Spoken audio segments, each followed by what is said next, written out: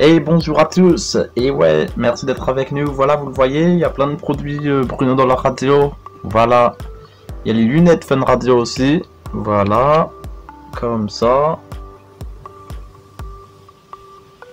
Voilà, les lunettes Fun Radio. Il y a quoi d'autre? Il y a le bonnet, les gants Bruno dans la radio. Voilà, les gants Bruno dans la radio. Wow, oh, wow, oh. Il y a quoi d'autre? Bah, il y a beaucoup d'autres choses. Il y a le sac Fun Radio. Fun Radio, ouais. Voilà le sac Fun Radio. Il y a le bonnet, du coup.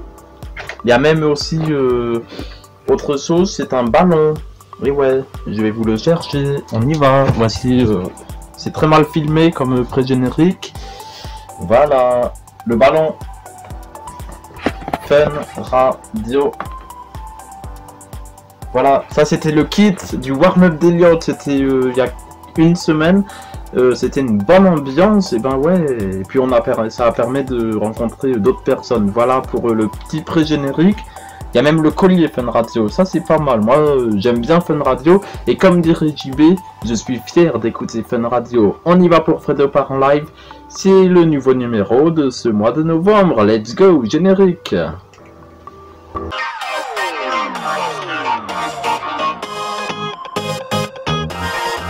Bonjour à tous, bienvenue. Voilà pour le petit pré-générique en mode warm-up d'Eliott. C'était un bon moment. Voilà, il y a la photo sur Facebook, le Facebook du warm-up d'Eliott. À retrouver du lundi au vendredi de 5 à 6 h sur Fun Radio, juste avant Bruno de la radio. Et le samedi à 10 h. Que ce soit en première ou une autre horaire, un autre jour, c'est Fredo part en live. Voilà, mais ouais, Fredo part en live. Avec au sommaire aujourd'hui des coups de gueule. Oh là là, ça va y aller. Il y aura également le flash média. Et d'ailleurs, ça commence tout de suite et j'ai envie de changer un petit peu. C'est que maintenant, il y aura la vidéo juste là. Voilà, je vais essayer de la placer par là. Météo, voilà, madame, monsieur, bonsoir, la météo. Donc voilà, ce sera le flash média et ça commence maintenant. On commence par le bazar de la charité sur TF1, ça sera dès lundi à 21 h 05, une coproduction avec Netflix et TF1, l'histoire, 4 mai 1897 à Paris, une vente caritative est organisée au bazar de la charité, un bâtiment essentiellement en bois. Soudain, c'est l'horreur, un gigantesque incendie cause la mort de quelques 120 personnes. Inspiré de cette histoire vraie de la fiction, le bazar de la charité raconte le destin à jamais bouleversé de 3 femmes. Et ouais, 3, incarnées par Audrey Fleurot, Camille Lou et Julie de Bonnat. Super coproduction, coproduite par TF1 et Netflix. Elle a réclamé d'énormes moyens. Tournée dans les studios de Brie-sur-Marne, les 8 épisodes. Impressionnante image de l'incendie d'ailleurs dans le premier volet lundi sur TF1 ont chacun coûté environ 2 millions d'euros et nécessité 3000 figurants, 1200 costumes et une centaine de calèches. Un vrai pari pour TF1 qui espère en tirer parti.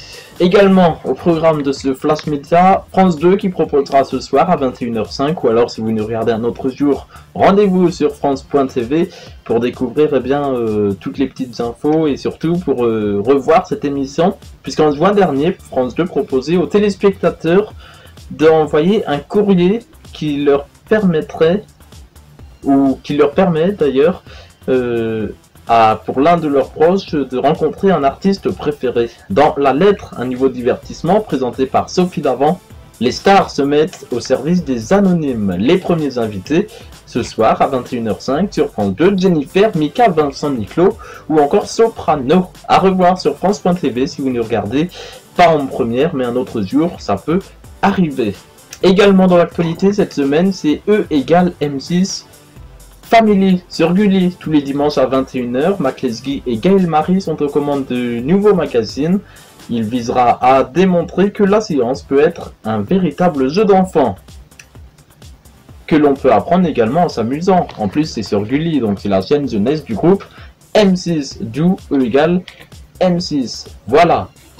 TF1 nouveau avec la saison 2 de Balthazar, la série policière avec Thomas Sisley et Hélène de Fougerolles à découvrir jeudi à 21 h 05 sur TF1.